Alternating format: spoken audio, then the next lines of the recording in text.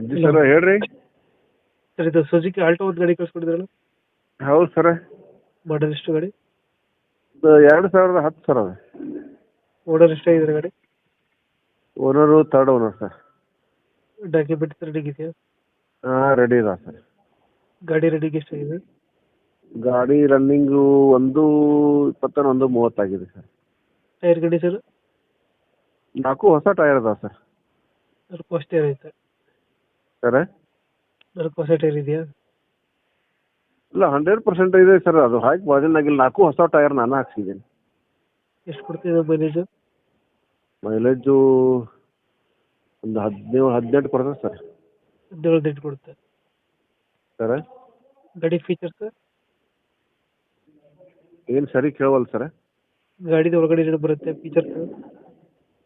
ಒಳಗಡೆ sir central lock ಇದೆ, ಹಾಂ ಪವರ್ ಸ್ಟೇರಿಂಗ್ ಹಾಂ.